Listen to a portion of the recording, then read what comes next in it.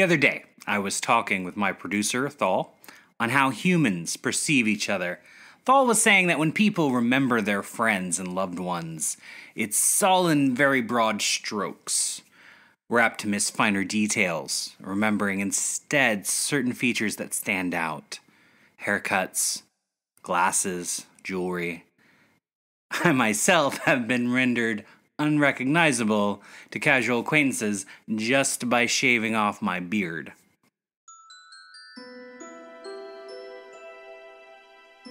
But not everyone is so callous, right? Like, I'm a reporter.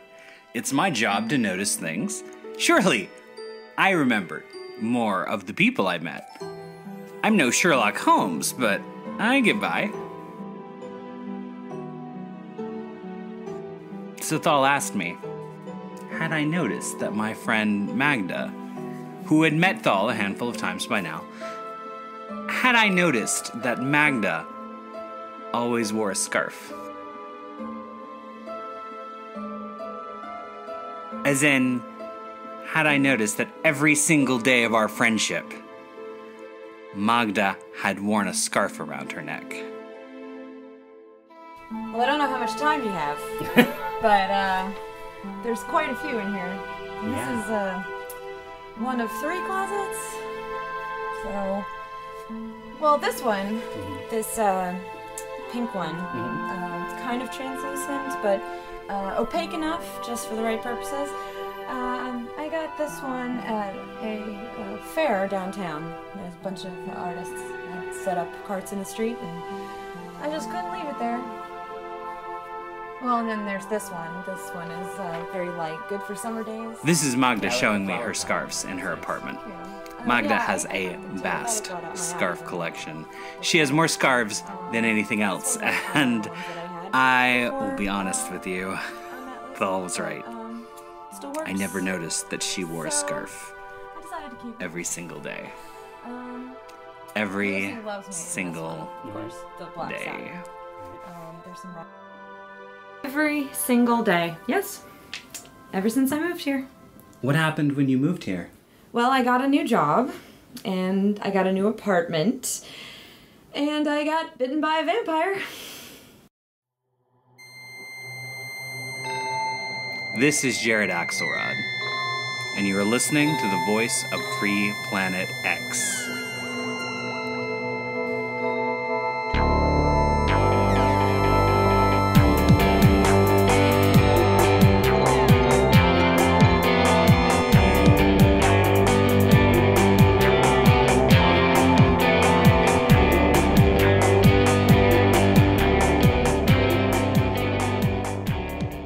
Magda lives in a neighborhood just west of Center City.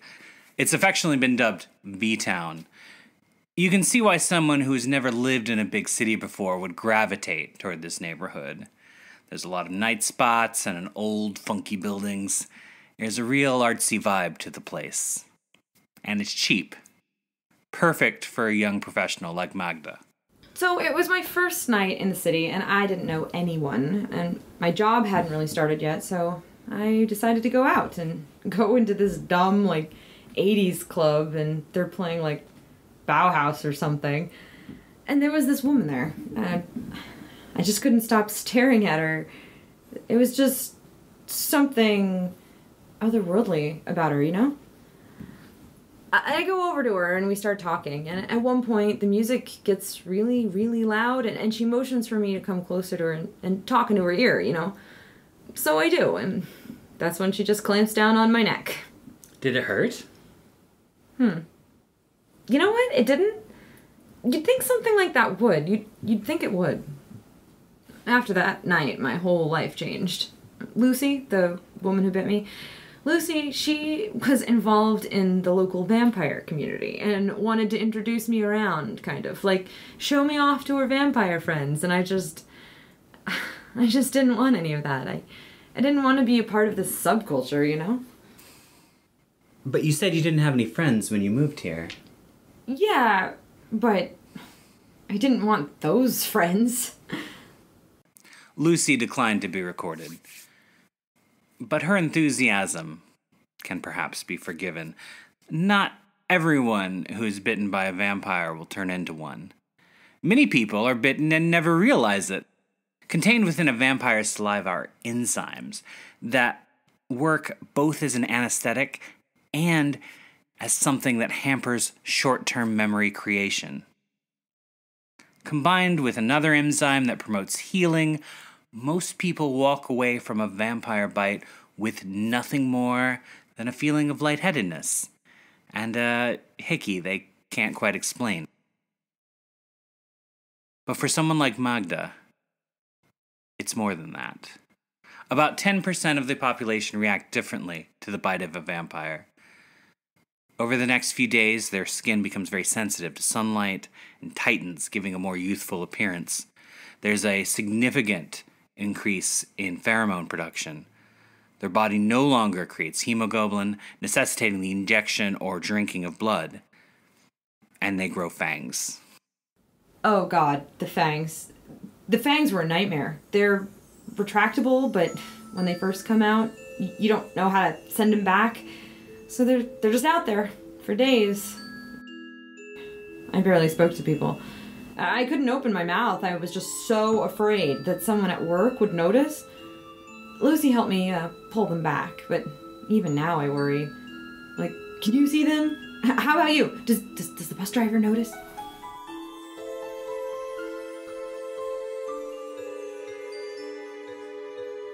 While her fangs are easily hidden, one element of Magda's vampirism wasn't. The enzymes that allow a bite on a victim to heal quickly does the same thing to small cuts and bruises on Magda's body. Except for the bite marks that Lucy gave her the first night they met. Those two puncture wounds have never quite healed. I've tried to cover them with makeup, but they're still noticeable. That's why I went with the scarves. The mark of Cain. Do you believe that? My mother would. But do you? Sometimes. It's weird. After all this, I still can't help but think, why me? This was not the life I was supposed to lead.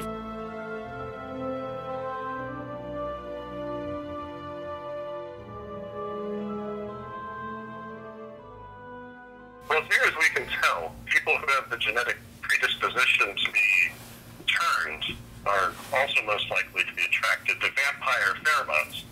In a way, they were already a vampire from the moment of their birth. They just didn't have the catalyst. If you'll pardon the metaphor, which I apologize, it's in their blood. This is Dr. Abraham Hesselius. Dr. Hesselius is the director of blood disorders at Johns Hopkins and one of the leading authorities on vampirism. There are some conditions we've known about for a long time that people have tried to tie into what it means to be a vampire. I think it's important to jump to some of the recent science, some of the recent things that we have understood about people who do have vampirism.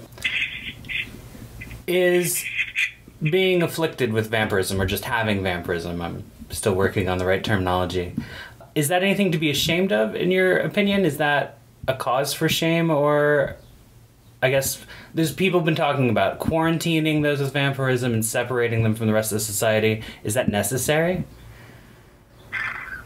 That is an interesting question that I think, again, coming at it from a medical standpoint, I don't think it's anything to be ashamed of. I don't think that quarantines are something that makes any sense.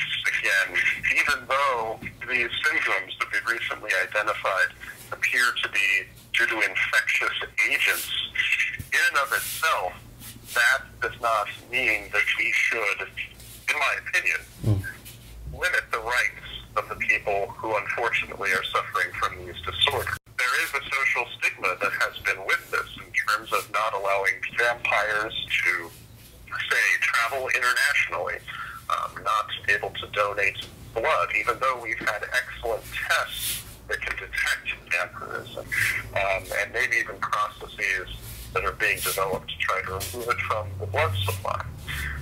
And there are many social factors in which people are discriminated against.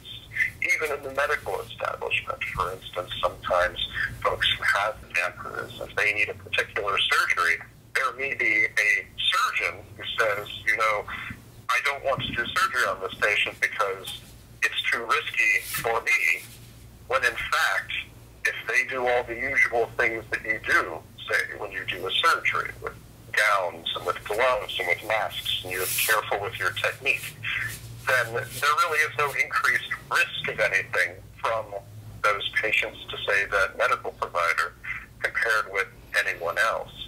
And so there is a big social stigma also apparently based on how you acquire it. It has to do with blood. And the biggest ways that people are exposed to blood are, as you know, potentially risky sexual behaviors or using intravenous drugs. And so these things there's an element of society that says if you are engaging in any of these things, then maybe we're going to judge you as being not as good of a person as someone who doesn't do those things. Talking with normal people is almost impossible. I'm constantly on guard. What did you do over the weekend? I definitely didn't drink any blood. I'd never do a thing like that. I was gonna get my hair cut the other day, and I stopped because I was worried if I cut it too short, I would obviously look like a vampire. Have you told your parents? Oh, God. No. Never. It would kill them. To hear their daughter is a vampire, it would kill them. My mom, she had all these, I don't want to say plans, but, white wedding dress. I'd give her a bunch of grandkids, normal life. It was supposed to be easy, but now normal has gotten really, really hard. I don't see the point in anyone living in the coffin. Right? Who benefits from our silence? Certainly not us. Nicodemus and Ash are activists within the vampire community. They started Fangs Out, which encourages young vampires not to hide who they are. The thing is, there's this stigma, and it's so outdated. The people think we're monsters that we... Don't say monster. I would really rather you not perpetuate that stereotype. Fine. They think we're different. Okay. All right. We're different. And they think of these old superstitions, and it's simply not true. I happen to love garlic, for example. And don't even get me started about mirrors. I don't even know what I would do without mirrors. That's certainly a complex hairdo, so I shudder to think how you might put that together without a mirror. That kind of fake monster makeup, Halloween sort of thing isn't who we really are. Listen, there's good vampires and there's bad vampires, just like there's good people and there's bad people.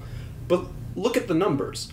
Since we've been out, there have been 0 cases of any child abductions that can be legitimately tied back to vampires. It just isn't there. I do counseling with young vampires when they've just started to come out of the coffin, so to speak. Many of them struggle to fit into society, particularly teenagers. I try and caution against radical action and teach them how to deal with some of the backlash that occurs when you become a vampire. That's really good, because I hear the transition is difficult going from one end to the other. Well, it's no stake in the heart, but no, I'm sorry. I shouldn't perpetuate old stereotypes. Of course it's a difficult transition. It's the difference between being dead and alive. There can't be a bigger difference. Have you ever had a migraine? Yes. Can you imagine trying to concentrate on a medical exam while under the effects of a migraine? It sounds impossible. Multiply that by 1,000 and you have a sense of what it's like for us trying to accomplish everyday tasks when we're out in the sun. It's horrible. What would you say to critics who would say that you deserve that sort of thing, having chosen this lifestyle? I did not choose to be a vampire. But that does not mean that I don't embrace my vampiricness nonetheless. It's about pride. It's about caring about who you are and presenting it as something to be proud of instead of something to be ashamed of. I don't want to hide who I am. If we aren't out there saying we're vampires, then people are going to continue to think, oh, that's somebody else. That's not something I deal with. I don't know anybody who's a vampire. We're here, and we want to be heard. We don't want to be ignored. I think it's important that we make ourselves present. No more fading into the night. No more black cloaks and swooping. We're just going to sit next to you in your classroom and at your table, enjoying your society like any other member of it. Exactly. No more lurking in the shadows. That time has passed, right? And if we want to be treated as equals, as people who are deserving of basic rights, then we have to be open about who we are, and we have to say, this is us.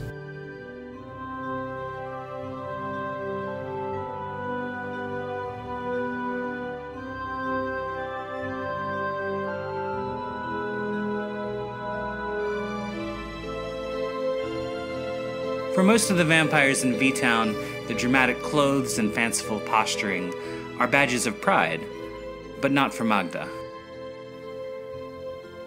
That's just not who I am. I see those vampires and I think, I'm not like that. That's not me.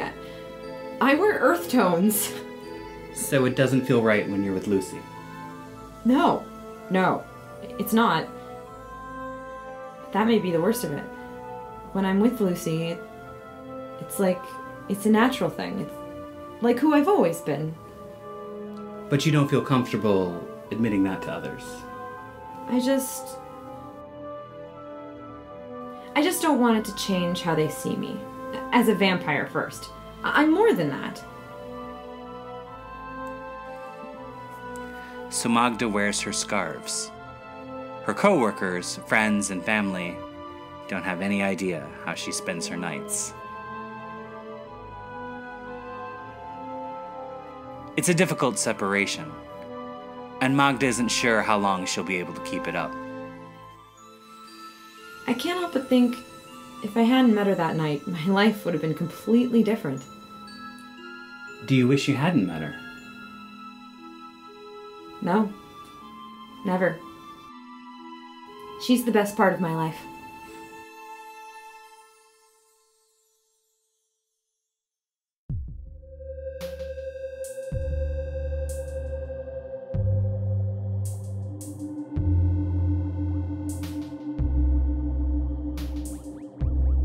The Voice of Free Planet X is written and produced by Jared Axelrod. This episode featured music by the Zero Project. The Voice of Free Planet X theme is by Russell Collins. This episode could not have existed without the performances of Diana Cameron McQueen, John Smock, Nick Popio, And Ashley Popio.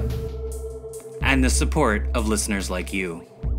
You can support The Voice of Free Planet X at patreon.com/Axelrod.